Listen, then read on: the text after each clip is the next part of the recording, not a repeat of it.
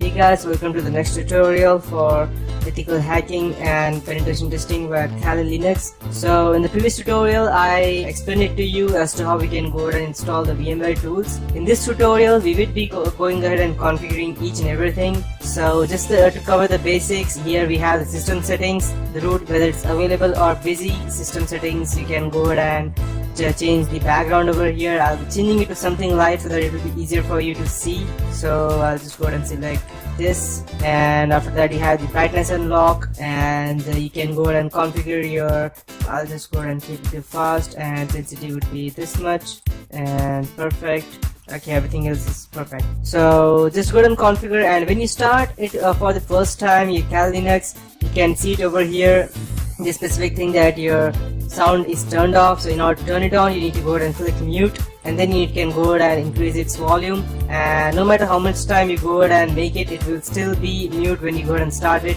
because Kali Linux needs to be quiet when you start it for the first time. And we need to go ahead and get the source files first. So in order for us to go ahead and get the source file, I'll show you how to go ahead and first things we need to do is whether to check whether we have the correct repositories, because if we don't have the correct repositories, then our system will break when updating. So you can go over here inside my computer, file system, etc, and we have apt, that's aptitude, and the source list, we have it over here. And by default this will open in VIM, and I don't actually support VIM, so I'll go ahead and change it to, let's see what we have. We have leafpad over here, so I'll set it as default, close, and it will open with default. Perfect. I'll just overwrap it. So as you can see that we have one, okay, we have these we have only one, you can say as one specific repository, but we need all of these which we have officially from Kali Linux. Sometimes they don't update it. So as soon as you open your browser, that is iceweasel, you will see Kali docs over here. Just click on that. If you're connected to internet, it will straight away take you over there. So let me check if I have, I think so, I have the connection on. Let it load perfectly.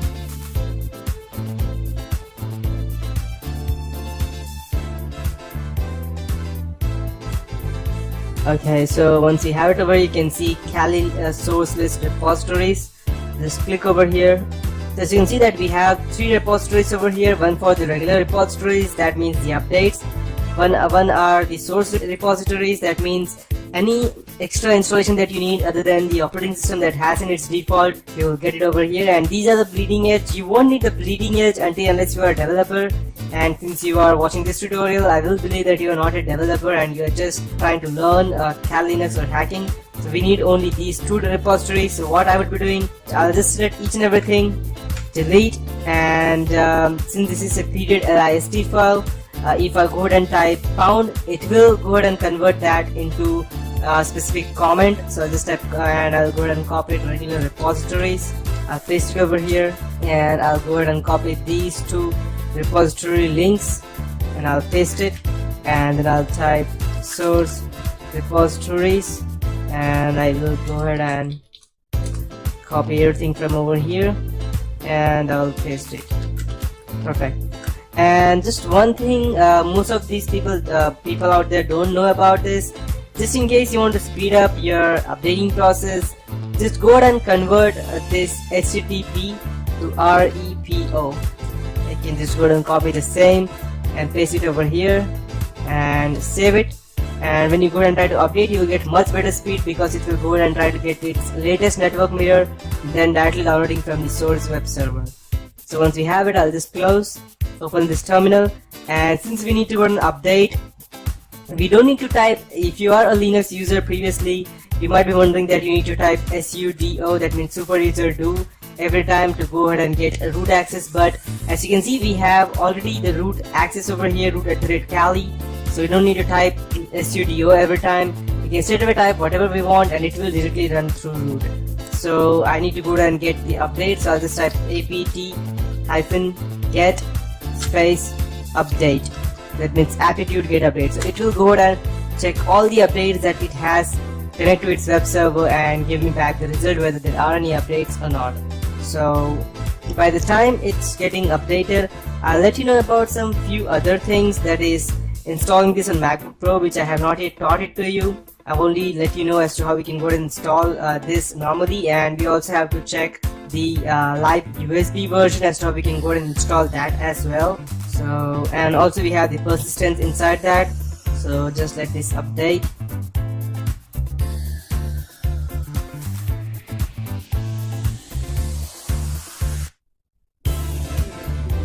And just remember that unlike Windows, over here we cannot install multiple things at one time. We need to install one at a time so that its source does not break, else it will break. That's the reason. So just let it complete.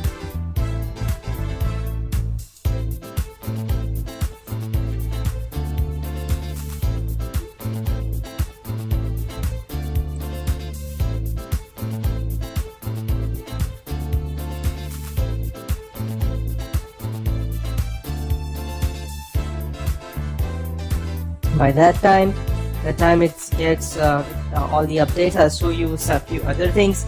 You can check applications over here. We have several things you can go ahead and notice. We have the Arduino chip, that's Android programming, just in case you wanted to hack into Android. And these are a few different things that we can see over here.